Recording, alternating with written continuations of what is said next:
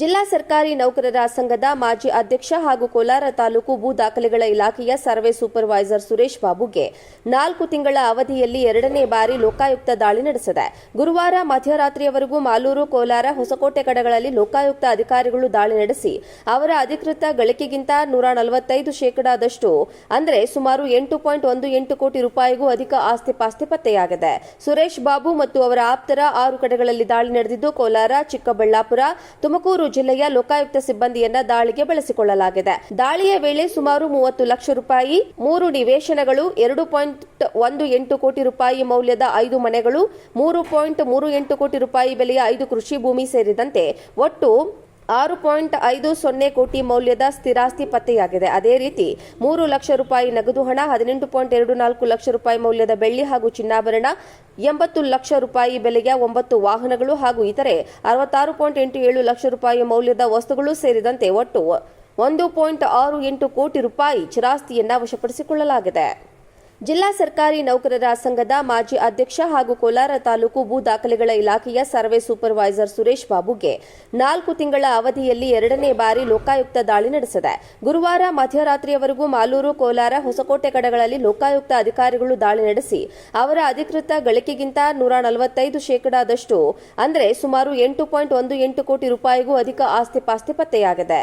ಸುರೇಶ್ ಬಾಬು ಮತ್ತು ಅವರ ಆಪ್ತರ 6 ಕಡೆಗಳಲ್ಲಿ ದಾಳಿ ನಡೆದಿದ್ದು, ಕೋಲಾರ, ಚಿಕ್ಕಬಳ್ಳಾಪುರ, ತುಮಕೂರು ಜಿಲ್ಲೆಯ ಲೋಕಾಯುಕ್ತ ಸಿಬ್ಬಂದಿಯನ್ನ ದಾಳಿಗೆ ಬಳಸಿಕೊಳ್ಳಲಾಗಿದೆ. ದಾಳಿಯ ವೇಳೆ ಸುಮಾರು 30 ಲಕ್ಷ ರೂಪಾಯಿ, 3 ನಿವೇಶನಗಳು, 2.18 ಕೋಟಿ ರೂಪಾಯಿ ಮೌಲ್ಯದ 5 ಮನೆಗಳು, 3.38 ಕೋಟಿ ರೂಪಾಯಿ ಬೆಲೆಯ 5 ಕೃಷಿ ಭೂಮಿ ಸೇರಿದಂತೆ ಒಟ್ಟು 6.50 ಕೋಟಿ ಮೌಲ್ಯದ ಸ್ಥಿರಾಸ್ತಿ ಪತ್ತೆಯಾಗಿದೆ. ಅದೇ ರೀತಿ 3 ಲಕ್ಷ ರೂಪಾಯಿ ನಗದು ಹಣ, 18.24 ಲಕ್ಷ ರೂಪಾಯಿ ಮೌಲ್ಯದ ಬೆಳ್ಳಿ ಹಾಗೂ ಚಿನ್ನಾಭರಣ, 80 ಲಕ್ಷ ರೂಪಾಯಿ ಬೆಲೆಯ 9 ವಾಹನಗಳು ಹಾಗೂ ಇತರೆ 66.87 ಲಕ್ಷ ರೂಪಾಯಿ ಮೌಲ್ಯದ ವಸ್ತುಗಳು ಸೇರಿದಂತೆ ಒಟ್ಟು 1.68 ಕೋಟಿ ರೂಪಾಯಿ ಚಿರಾಸ್ತಿಯನ್ನ ವಶಪಡಿಸಿಕೊಳ್ಳಲಾಗಿದೆ.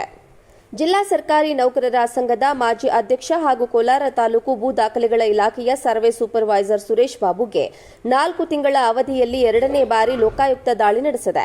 ಗುರುವಾರ ಮಧ್ಯರಾತ್ರಿಯವರೆಗೂ ಮಾಲೂರು, ಕೋಲಾರ, ಹೊಸಕೋಟೆ ಕಡೆಗಳಲ್ಲಿ ಲೋಕಾಯುಕ್ತ ಅಧಿಕಾರಿಗಳು ದಾಳಿ ನಡೆಸಿ ಅವರ ಅಧಿಕೃತ ಗಳಿಕೆಗಿಂತ 145% ಅಂದರೆ ಸುಮಾರು 8.18 ಕೋಟಿ ರೂಪಾಯಿಗೂ ಅಧಿಕ ಆಸ್ತಿ-ಪಾಸ್ತಿ ಪತ್ತೆಯಾಗಿದೆ.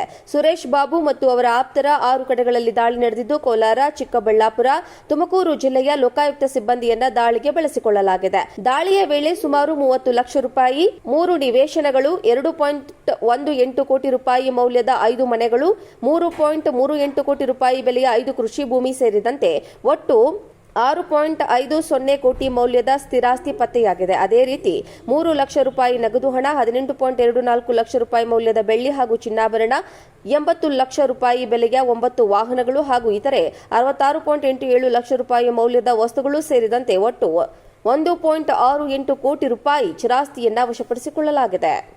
ಜಿಲ್ಲಾ ಸರ್ಕಾರಿ ನೌಕರರ ಸಂಘದ ಮಾಜಿ ಅಧ್ಯಕ್ಷ ಹಾಗೂ ಕೋಲಾರ ತಾಲೂಕು ಭೂ ದಾಖಲೆಗಳ ಇಲಾಖೆಯ ಸರ್ವೆ ಸೂಪರ್ವೈಸರ್ ಸುರೇಶ್ ಬಾಬುಗೆ 4 ತಿಂಗಳ ಅವಧಿಯಲ್ಲಿ 2ನೇ ಬಾರಿ ಲೋಕಾಯುಕ್ತ ದಾಳಿ ನಡೆಸಿದೆ. ಗುರುವಾರ ಮಧ್ಯರಾತ್ರಿಯವರೆಗೂ ಮಾಲೂರು, ಕೋಲಾರ, ಹೊಸಕೋಟೆ ಕಡೆಗಳಲ್ಲಿ ಲೋಕಾಯುಕ್ತ ಅಧಿಕಾರಿಗಳು ದಾಳಿ ನಡೆಸಿ ಅವರ ಅಧಿಕೃತ ಗಳಿಕೆಗಿಂತ 145% ಅಂದರೆ ಸುಮಾರು 8.18 ಕೋಟಿ ರೂಪಾಯಿಗೂ ಅಧಿಕ ಆಸ್ತಿ-ಪಾಸ್ತಿ ಪತ್ತೆಯಾಗಿದೆ.